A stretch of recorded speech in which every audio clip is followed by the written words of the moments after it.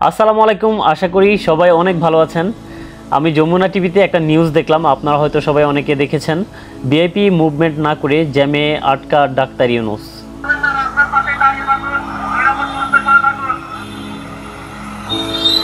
আশা করি আপনারা অনেকেই এই ভিডিওটা দেখেছেন।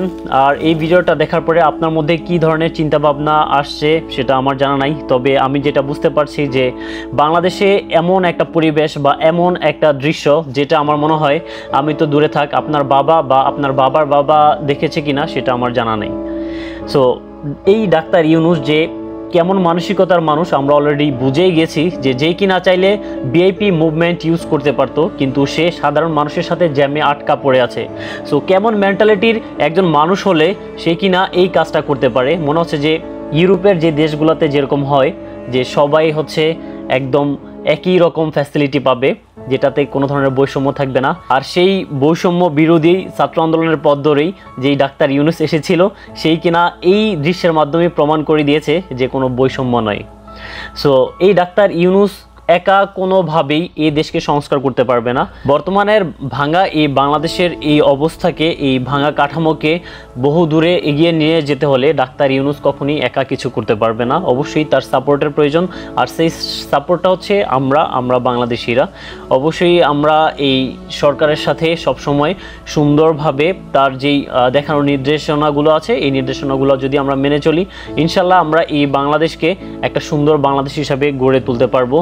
আর এই ছাত্র সমাজ, যেটা আপনারা অলরেডি দেখেছেন, যেটা কিনা 15 বছরও যারা অনেক হত্যা অনেক কিছুর মাধ্যমেও পারেনি, সেটা এই ছাত্র সমাজ মাত্র কয়েকদিনের আন্দোলনের মাধ্যমে এই স্বৈরাচার সরকারকে পতন করেছে।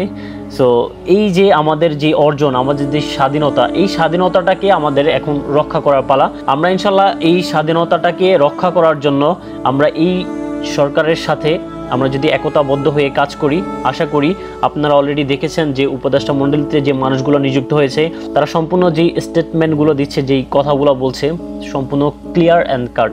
আসলে বাংলাদেশে এরকমই আমরা শাসনতন্ত্র চাই, যেই আসুক না কেন। আমাদের দুর্নীতির বিরুদ্ধে রুখে দাঁড়াতে হবে। দুর্নীতির বিরুদ্ধে যদি আমরা রুখে দাঁড়াতে পারি, ইনশাল্লাহ আমাদের এই বাংলাদেশকে আমরা অনেক দূর এগিয়ে নিয়ে যেতে পারবো।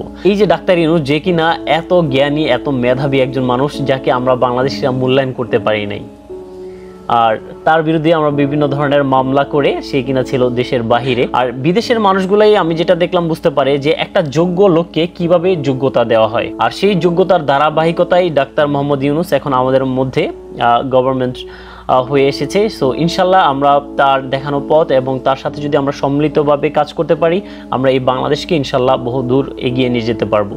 সো এই সরকারের সাথে, সরকার দেখানো পথ অনুযায়ী আমরা চলবো এবং এই ভালো মানসিকতার একজন মানুষকে আমরা সবসময় সাপোর্ট দিয়ে যাব।